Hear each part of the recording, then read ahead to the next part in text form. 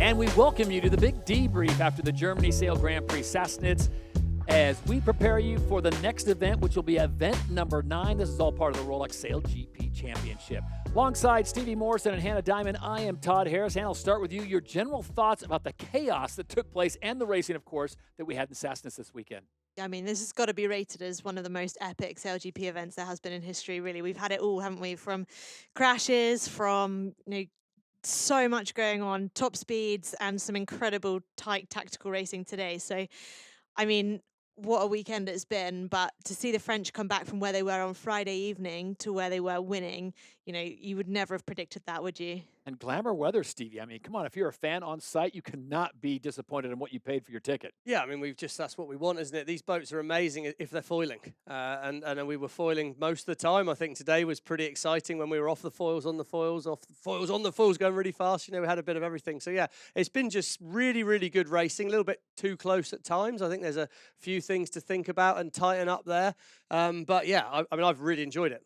In the end, France gets the win, their first since season 3. And this is a situation, Stevie and Hannah, we talked about this. This was an event that France absolutely needed. Yeah, I mean, I did a podcast with Lisa Darmanin, and we discussed it and said, really, for North Star and for Emirates GBR coming into here, they had to be top 3, and really they needed to try and win. North Star didn't have the best event, so I don't know what that's going to mean for their season. I think it's going to be hard from here for them. You still look at the scores, and they're still quite a long way off it in the French boat. They've still got to probably go out and win in Saint-Tropez, and they need, and what they're more important, they need a mistake. The problem they had a brilliant event, but you had the Bonds Flying Rouge, you had Emirates GBR, and then New Zealand. Yes, they weren't in the final, but the Black Foils were 4th. So yeah, let's not take it away from the French.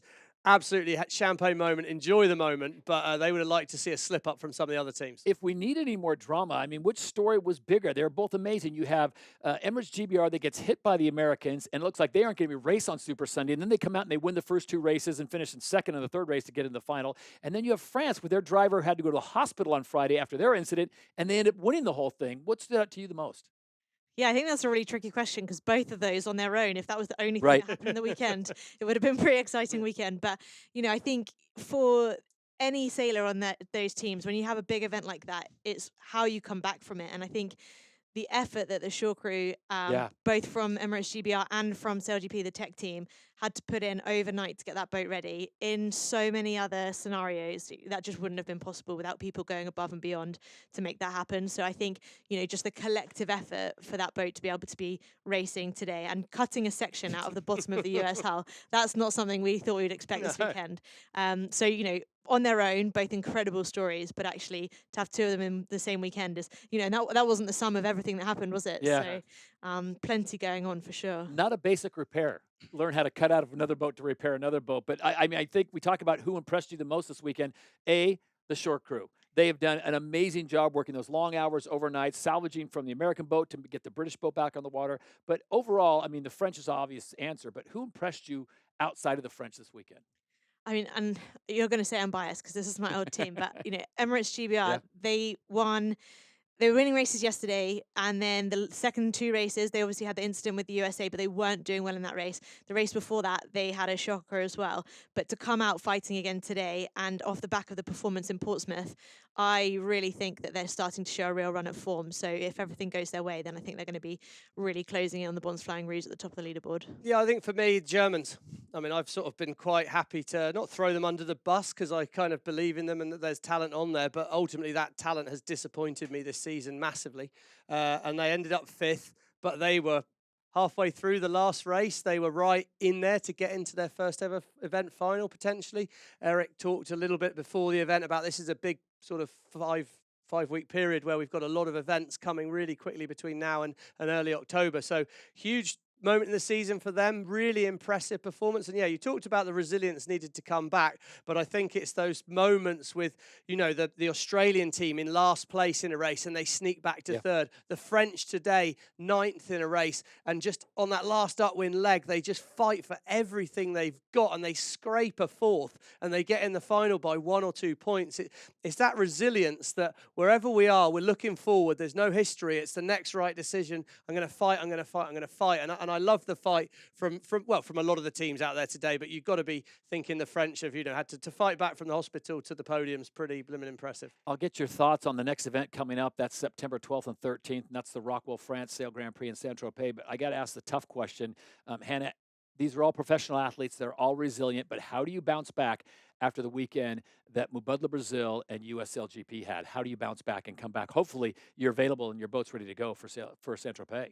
Yeah, and I think it's probably different in both of those scenarios because, the Brazilians missed the whole weekend, but that was a massive incident, not involving any other boats. So that boat is going to have to be repaired. There's a lot of work to do there to get that ready, but it's going to have to be about really debriefing what happened to understand what could have been done to prevent it and really understand where they go from here. We heard Martini before the event. They said they'd had an amazing week of training. They really felt like they were making progress.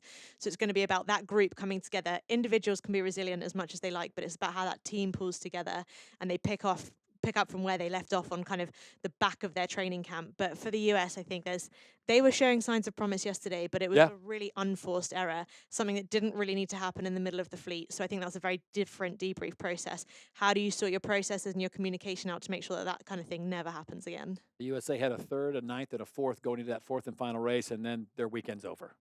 Yeah, and it was a totally unacceptable mistake, and if you listen in on the onboards, there's a comms issue. They've not seen a boat. There's new people on the boat.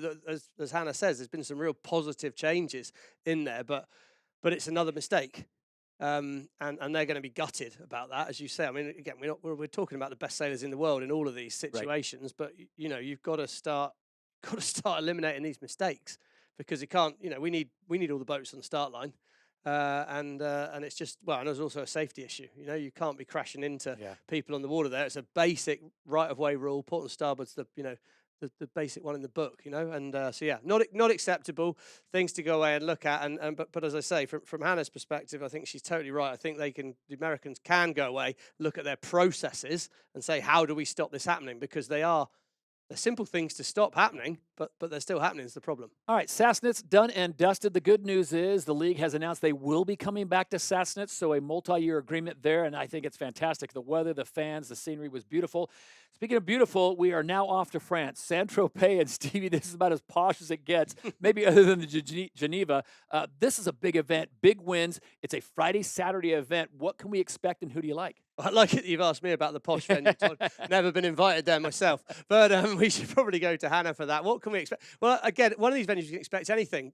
Until yesterday, it was the venue where we had the fastest ever speed in SailGP. If we get the Mistral, which is the wind that blows out the mountains all the way down the south coast of France, we could see 30 knots of wind, which is, top end for these boats. We could see small rigs, could see record speeds, or we could see a light, tricky sea breeze. When Hannah was last there, I just had to remind her, actually, because she's not particularly good at it, but it was when her and the British team won, actually. So Ben Ainsley was driving then, and they actually took the win. But that was a very light, tricky, shifty day. That was a little bit like the racing today anyway, stop-start. So could be ready for anything. Hoping for a few ripples on the rosé, Todd. That's what I'm thinking down there. But yeah, it's very much the glamour of our sport, this next event. This is our Monaco Grand Prix. The Saint-Tropez Grand Prix is the absolute highlight in terms of that luxury deluxe racing. And we'll save the posh for last. Hannah, we'll have you the final word. What do you expect and what makes Saint-Tropez so special?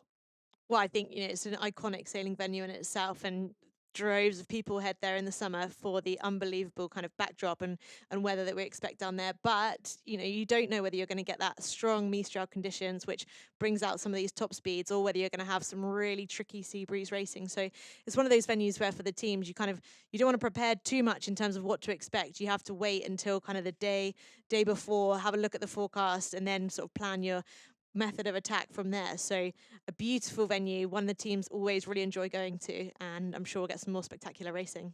We're looking forward to it. Once again, the winners of the Germany Sail Grand Prix Sassnitz. It is France that picks up their first victory since season 3, and it is Emirates GBR that finishes in third, with the Bons Flying Roos finishing in second. Next up, it will be the Rockwell France Sail Grand Prix Saint-Tropez. Remember, it's a bit of an adjustment there. It's a Friday, Saturday, so we will see you September 12th and 13th in Saint-Tropez. So for Stevie Morrison and Hannah Diamond, I'm Todd Harris. We will see you for event number 9 of Season 5 of SailGP.